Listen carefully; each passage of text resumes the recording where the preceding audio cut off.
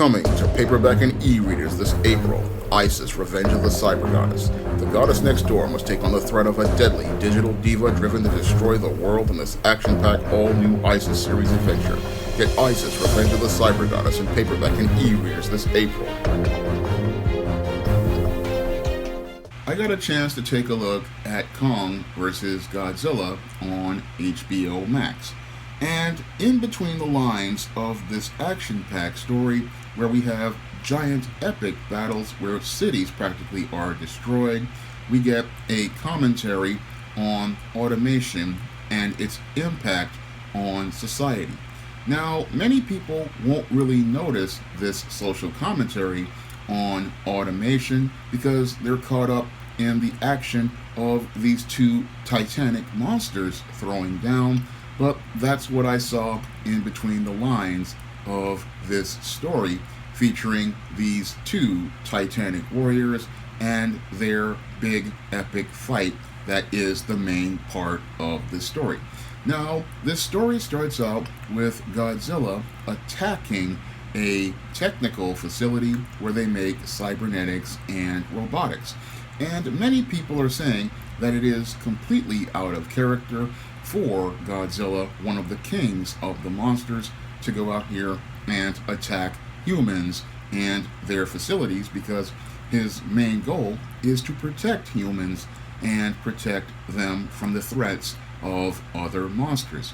Now, this attack by Godzilla is something that some conspiracy theorists thinks it has to do with something more sinister, and as the story goes along, we start to see this subplot start to develop. But in response to this whole threat of Godzilla attacking this facility, we get people wanting to go get Kong to try to go be their protector and try to protect them from the threat of Godzilla. Neither side knows that they're being manipulated by someone who is far more sinister, a billionaire who I believe is designed to make a commentary on who many people call the Illuminati and the elite. So in this story, we have a commentary being made about these Illuminati and these elite and their quest to try to gain power as related to manipulating these monsters who are, as I see it, sort of like proxies for humanity. So what they want to do is say, oh, they want to get these monsters out here and get them to fight each other, and then meanwhile, as they have these people trying to go get Kong, they also want to try to find the source of the monster's power, which is the hollow earth. So we have these humans going on this quest to go to the heart of the hollow earth, where Kong and all the monsters reside, and what he wants to do is harness the source of that power. So in this story, again, we've got a really great commentary on the elite and how they try to go and grab power, and they want to manipulate certain forces in an effort to get that power. So as they get to the core of the earth, they find the source of some of this power, and they're using it to try to create their own monster, which is this Mecha Godzilla. And this Mecha Godzilla is not just a monster in and of itself, it is actually a commentary for the human monster that is out here, and it is also a commentary on how men try to control power that is far beyond their own comprehension. So they find the source of this power. The guy's daughter goes down there, taps this source, and what happens is this evil billionaire, he's hoping to automate this Mecha Godzilla and again replace these monsters with one of his own, and probably use this one monster to conquer the earth.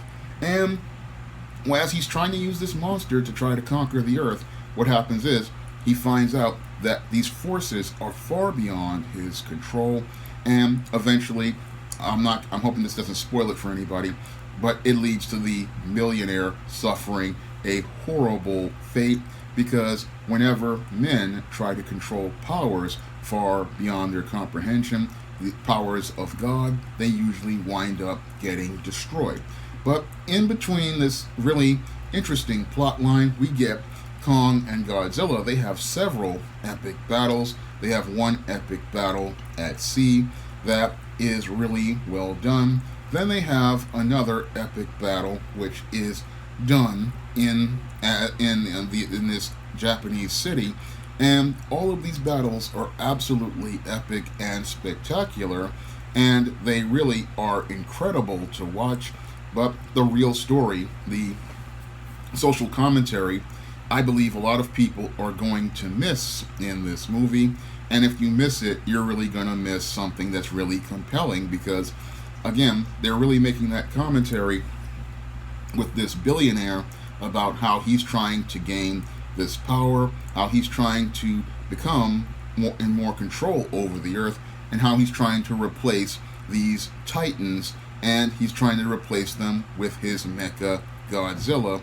And that, again, is the real core of the story, is they're making this commentary about how the men are trying to automate, and society automate people out of jobs with machines and try to replace people with machines, and how this is going to blow up in their face because they're going to lose control over the source of this power, and how this whole thing just goes completely against nature, because these monsters, as they represent, humanity and what is already put here in nature, these monsters are just a part of the whole ecosystem that came before it.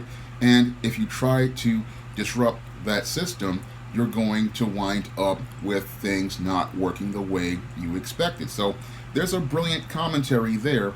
And after your Godzilla, lays out Kong for the second time, then this mecha Godzilla, this automated monster, then attacks Godzilla and has him on the ropes. But what happens is they manage to get Kong revived, and what happens is this is what the mecha Godzilla practically gets destroyed because it's completely out of control. But again, the commentary is really between the lines in this movie about automation, and it's more like a warning to people about automation. And the real villains are not the monsters. No, the real villains in this movie are the humans.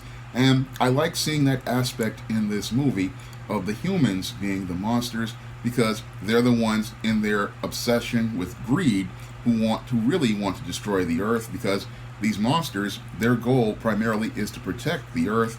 And what this guy was trying to do was manipulate Kong and Godzilla to fight each other.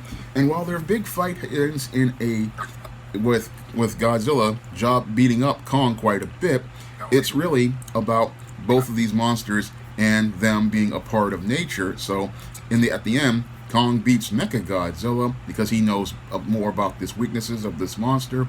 And with the help of Godzilla charging up the axe, which really reminded me of a cell phone getting charged, this really turned into a very satisfying and compelling movie. So I really like this Kong versus Godzilla. I mean, it's not something that's really that deep if you really aren't into really deep things, but it is a very compelling and fun popcorn movie, and it's a good way to spend 2 hours just to relax. So this is a good movie. I would, again, highly recommend you go out and see Kong vs. Godzilla in theaters or HBO Max. And this is the kind of film that I believe you need to see in an IMAX theater. I mean, I wish IMAX would open up, because this is the kind of film that really would benefit from an IMAX experience. I mean, the storytelling is not that rich and multi-dimensional, but I can read between the lines and see a little bit more substance in this Kong vs. Godzilla than Wonder Woman 84 or You're Coming to America. And it is a far better story than Wonder Woman 84 or Coming to America, and it is well worth a subscription to HBO Max to check it out. And if you want to check out some of my action-packed African-American fantasy fiction, like the ISIS series, the E-Steam series, the John Haynes series, and the books of the Spinsterella trilogy and the Thetas, you can find many of those books on Amazon.com, in paperback and Kindle format. You can also find them on Smashwords, the iBookstore, and Google Play. And if you want to see me make more movie reviews and be able to pay for subscriptions like HBO Max, you can donate to the Patreon, the PayPal, or the Cash App by clicking the links in the description box. That's all I have to say for this video. You can comment, rate, and subscribe. Now available, paperback and Kindle Unlimited, ISIS, the main event. It's carnage inside of a steel cage when the goddess next door steps in the squared circle with the beast from the boss in this action-packed all-new ISIS series adventure. Get ISIS, the main event, paperback and Kindle Unlimited today.